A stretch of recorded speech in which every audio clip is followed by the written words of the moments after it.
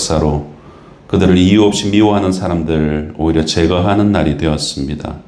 이 놀라운 은혜의 날을 모르드게는 이 페르시아 전역에 있는 유다인들에게 조사를 보내어서 이렇게 제안합니다. 21절에서 22절 한 규례를 세워 해마다 아달월 14일과 15일을 지키라. 이달 이날에 유다인들이 대적에게서 벗어나서 평안함을 얻어 슬픔이 변하여 기쁨이 되고 애통이 변하여 길한 날이 되었으니 이 두 날을 지켜 잔치를 베풀고 즐기며 서로 예물을 주며 가난한 자를 구제하라 라는 편지를 쓰게 됩니다. 하나님께서 모든 것을 역전시켜 주심으로 인하여서 슬픔이 되었어야 될 날이 기쁨의 날이 되었고 초상날이 되었어야 될 날이 잔칫날로 바뀌게 되었습니다. 그래서 아달월 14일과 15일은 당시 페르시아에 살던 유대인들에게는 제2의 생일이자 새해가 되는 설날과도 같은 날이었습니다. 그런데 이 두 날을 그들은 혼자서 즐거워하지 말고 잔치를 열어서 음식을 함께 나눠 먹고 또 서로 즐기고 또 서로에게 선물을 나누고 무엇보다 가난한 사람들을 구제하는 날로 삼았습니다. 그런 과정을 통해서 그날은 공동체의 날이 되었고 이 민족의 명절이 되었습니다. 성도 여러분, 이러한 원리는 우리에게도 동일하지 않나 생각합니다. 우리에게 아무리 큰 기쁨의 날이 있어도 그것을 함께 할 수 있는 사람이 있어야 그들과 나누면서 거기에 의미가 더해지고 또 연약한 사람들을 섬기는 과정을 통하여서 그것이 더 의미가 승화되어지는 것인데 그런 날이 그런 일련의 행위가 없다면 아무리 큰 기쁨의 날이라 하더라도 여러분 이내 그것은 의미가 상쇄해버리는 것을 우리는 경험합니다. 그래서 우리는 생일이나 세례일이나 부활절이나 성탄절과 같은 그런 날에 가족과 지인들과 함께 의미 있는 식사를 하고 또 그 시간에 소외된 사람들을 도와주는 그런 일련의 행동들을 통하여서 그날의 가치를 신앙의 의미로 승화시키곤 하죠. 이어지는 26절에서 28절을 보게 되면은 이 부림이 제정된 연휴에 대해서 밝혀주고 있습니다.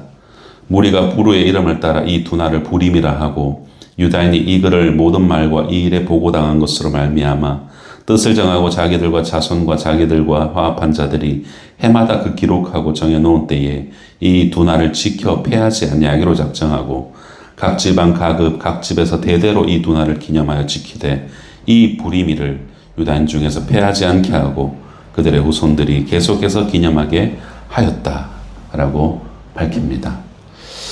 유다인들이 반대자들을 제거한 다음 이틀 잔치를 열어서 음식과 선물을 나누고 가난한 사람을 섬긴 이 아달월 14일에서 15일을 부림절이라고 합니다. 이 부림절을 폐하지 말고 계속해서 지키도록 요청했습니다. 그래서 이스라엘은 지금도 이 부림절을 지키고 있고 이 부림절에 그들은 에스더서를 낭독합니다. 이 부림절은 부르라는 단어에서 왔는데 앞선 3장을 설교할 때 또 말씀을 드렸지만 하만이 유다인들을 몰살하기 위해서 날짜를 정할 때 이 제비 뽑는다라는 이 아카드어, 페르시아의 공용어인 아카드어의 부르라는 단어를 통하여서 이 부림이라는 단어가 유래되었습니다. 죽음을 정하는 날을 하나님께서는 생명으로 바꾸어 주신 날로 그렇게 기억하는 것이죠. 부림절의 기원을 이렇게 설명한 뒤에 마지막 10장의 석절은 에스더의 대다돈의 막을 내리고 있습니다. 아하수에로 왕이 그의 본토와 바다 섬들로 하여금 조공을 바치게 하였더라. 왕의 능력에는 모든 행적과 모르드게를 높여 존귀하게 한 사적이 메대와 바사 왕들의 일기에 기록되지 아니하였느냐.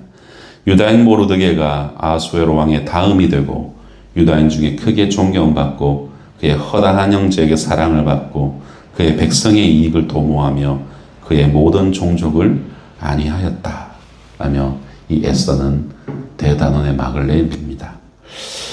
에스더의 마무리는 모르드게가 어떻게 되었는지를 우리에게 잘 설명해 줍니다. 모르드게는 아하수에로 왕의 버금가는 자리에 위치하게 되었죠. 그 자리는 본래 하만의 자리였습니다. 하지만 이제는 모르드게의 자리가 되었습니다. 성도 여러분, 여러분은 한 번씩 여러분들이 서 있는 삶의 자리에 대해서 묵상을 한 번씩 해보곤 하십니까? 지금 내가 선 자리는 기한이 정해져 있다라는 그 사실을 아는 것, 여러분 그것이 얼마나 큰 지혜인지 모릅니다. 우리가 사회생활 가운데서 여차저차 차지하게 된 그런 자리들이 있지 않습니까? 직장에서의 자리, 어떤 소속되어 있는 기관에서, 단체에서의 자리, 또 우리 교회에서 자리, 그뿐 아니죠. 우리 가정에서는 부모의 자리, 자녀의 자리, 또 혹은 남편이나 아내의 이 자리, 이 모든 자리들이 그러하죠. 다 기간이 있더라라는 겁니다. 그리고 그 기간의 길이를 우리는 도무지 알 수가 없다라는 겁니다. 그렇게 그 기한을 알 수 없는 그것을 우리가 깨닫고 주어진 순간에 최선을 다해서 그 자리에서 살아내는 것. 여러분 이것만큼 큰 지혜가 어디 있겠습니까? 여러분 이 땅에서의 영원한 자리는 없습니다. 그런데 그 자리에 오를 때보다 내려올 때 더 아름답고 의미 있어야 여러분 그 자리가 빛이 나지 않겠습니까? 모르드게는 존귀한 자리에 있게 되었을 뿐만 아니라 그는 유다인들로부터 사랑을 받는 존재가 되었는데 그 이유가 그는 이 유다인들을 위해서 이익을 도모했고 그들이 안위할 수 있도록 그렇게 돌보았기 때문이었습니다. 바로 하나님이 무엇을 원하시는지를 알았고 그대로 행했기 때문이죠. 모르드게는 자신의 자리를 하나님의 뜻대로 그의 백성들을 보존하는 자리로 사용했기에 그는 2500년이 지난 지금도 하나님의 손에 쓰임받는 사람으로 그렇게 우뚝 서 있습니다. 사랑하는 성도 여러분, 에스더서를 마무리하면서 우리가 크게 세 가지의 교훈을 우리의 각자의 삶에서 한번 묵상해 보았으면 좋겠습니다. 첫 번째로는 한 신앙인이 바르게 서는 데에는 하나님의 통로가 되어준 사람이 있다라는 것입니다. 에스더가 에스더 될 수 있었던 것은 그녀 곁에 모르드게가 있었기 때문이죠. 에스더는 포로민의 딸이었고 부모마저 없었습니다. 그랬던 그녀가 당시 세계 최고의 강대국 제국 페르시아 아하수에로 왕의 왕비가 될 수 있었던 것은 물론 그 이면에서 역사하신 하나님의 주권적인 역사이지만 모르드게를 통하여서 하나님은 그 일을 이루어 가셨던 것입니다. 또한 그녀의 신앙도 마찬가지였습니다. 그녀가 처음부터 살고자 하면 죽고 죽고자 하면 사는 그런 신앙의 담대함이 있었던 것은 아니었죠. 그녀는 궁궐 밖에 무슨 일이 일어나고 있는지조차 알지 못하는 왕궁의 화려함에 도취되어 살고 있었던 그저 평범한 여인에 불과했습니다. 그러나 모르드게로 말미암아 아하수에로 왕에게 나아가면서 3일 금식도 하고 죽으면 죽으리라는 각오도 할 줄 아는 믿음의 사람으로 바뀌어 갔던 것입니다. 우리 각자의 삶과 신앙을 돌아보아도 우리가 지금 내가 이 자리에 있게 될 수 있게 된 데에는 여러분 누군가의 손길이 분명히 있었습니다. 제 자신을 돌아보아도 대학생 때부터 지금까지 저를 인도해 준 선교단체 간사님들, 교회 전도사님, 목사님, 또 신학교의 교수님들이 생각이 나고 또 신학책을 써주신 많은 신학자분들을 그분들의 도움을 너무 많이 받았죠. 또한 제가 여러 사역지와 그곳의 성도님들을 통하여서 여기까지 자라왔음. 이것이 저에게는 아주 큰 깊은 감사의 제목이기도 합니다. 여러분에게 통로가 되어준 사람을 한번 생각해 보셨으면 좋겠어요. 그렇다면 나 또한 누군가에게 그런 통로가 되어준 사람이 되어야겠다라는 그런 다짐을 여러분 내면에서 나지막하게 하실 수 있지 않을까 생각합니다. 그래서 오늘 하루 그런 다짐이 있는 사람이 사람을 대할 때의 그 태도는 분명히 다르겠죠. 그런 여러분의 모습이 되어지시길 소망합니다. 두 번째로는 인생은 전반전보다 후반전이 더 중요하다라는 교훈을 줍니다. 하만의 전반은 어떻습니까? 그는 참으로 높은 자였습니다. 그는 마음만 먹으면 무슨 일이든 할 수 있다고 생각했던 자였죠.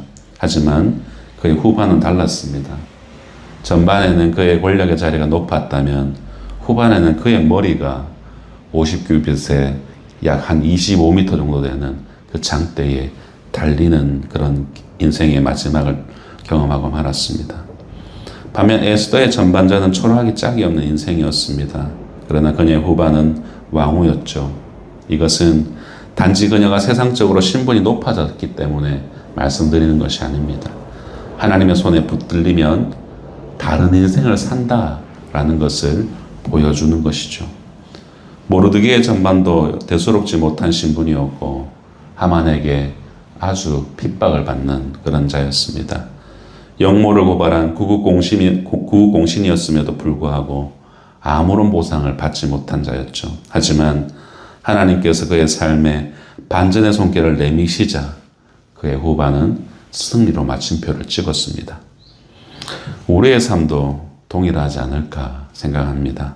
비록 지금 어려움과 부족함, 연약함과 미숙함이 있어도 우리를 마침내 승리로 인도하시는 분이 우리 하나님이신 줄로 믿습니다.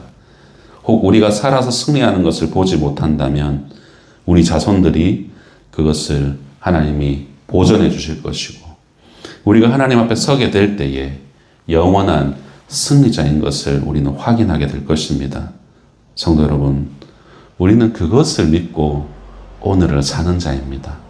내가 오늘 한 일의 결과를 오늘 당장 보면서 그것을 갈망하며 사는 자가 아니라 하늘의 상급을 쌓고 있다. 나에게서 베풀지 아니하시면 나의 후손들에게 보존할 것이다. 라는 그 믿음으로 우리는 오늘을 살아가는 자들 아닐까 싶습니다. 오늘 나의 삶에 내가 원하는 모습과 나의 기대가 있지만 그리 아니하실지라도 후반전의 영광으로 임할 하나님의 영원한 승리를 확실하며 살아가는 삶, 여러분 그것이 우리의 삶인 줄로 믿습니다. 세 번째 교훈은 하나님은 시공을 초월해 역사를 주관하신다라는 사실입니다. 에스더서의 역사는 이방인의 땅 페르시아 제국의 수도에서 있었던 일이었죠. 그곳은 여호와 하나님이 유일신으로 인정되는 곳이 아닙니다. 여러 우상 숭배가 난무하는 곳이 페르시아였습니다. 그러나 그곳에서도 하나님은 역사를 운행하시는 유일한 하나님이셨습니다. 에스더서에 하나님이란 단어가 한 번도 나오지 않아도 우리가 에스더서를 읽으면 읽을수록 하나님의 존재가 너무나도 선명하게 드러나죠. 그렇기에 지금의 나의 삶의 자리가 어디이든 아무 상관이 없습니다. 그곳에 무소부재하시는 하나님이 계시고 그곳에서 하나님은 역사하십니다. 우리는 항상 그것을 인식하며 기억하며 살아가야 한다라는 것을 우리에게 교훈하고 있습니다. 왕관의 보석 같은 성도 여러분, 말씀을 맺겠습니다. 저와 여러분이 지금 서 있는 가정과 일터 그리고 각양각색의 섬김의 현장이 모두 하나님께서 마음과 정성을 다하여 여러분을 심으신 곳이고 하나님께서 그곳에서 오늘도 놀라운 신묘막측한 손길을 통하여서 역사를 일으키고 계신다라는 것을 여러분 잊지 마시기 바랍니다. 우리가 거기에서 하나님 나라를 살아내는 성도가 되고 주님과 사람들을 섬기는 제자들이 되면 바로 우리가 오늘날의 모르드게와 에스더가 되는 것이고 이 시대를 새롭게 하는 하나님의 통로가 되는 줄로 믿습니다. 여러분 오늘 하루 그 은혜가 여러분 삶에 충만하기를 주님의 이름으로 축복합니다. 기도하겠습니다. 하나님 아버지, 에스더서의 마지막 부분을 묵상하면서 하나님을 하나님으로 섬기는 이 사람의 마지막이 어떠한지 또 하나님께 등을 돌린 사람의 종국이 어떠한지 우리에게 생생하게 보여주셔서 감사합니다.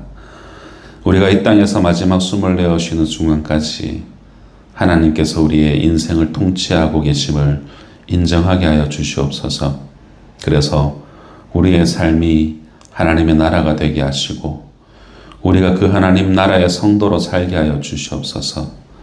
또한 주님을 주님으로 섬기며 우리에게 맡겨주신 사람들을 돌아보는 제자의 삶을 살아내어서 우리 인생의 전체가 믿음의 승리로 승화되게 하여 주시옵소서. 혹 우리가 이 땅에서 그 결과를 보지 못하게 되더라도 우리의 후손들이 그 결과를 보게 하시고 하나님 아버지 앞에 서게 될 때 확인하게 하여 주시옵소서.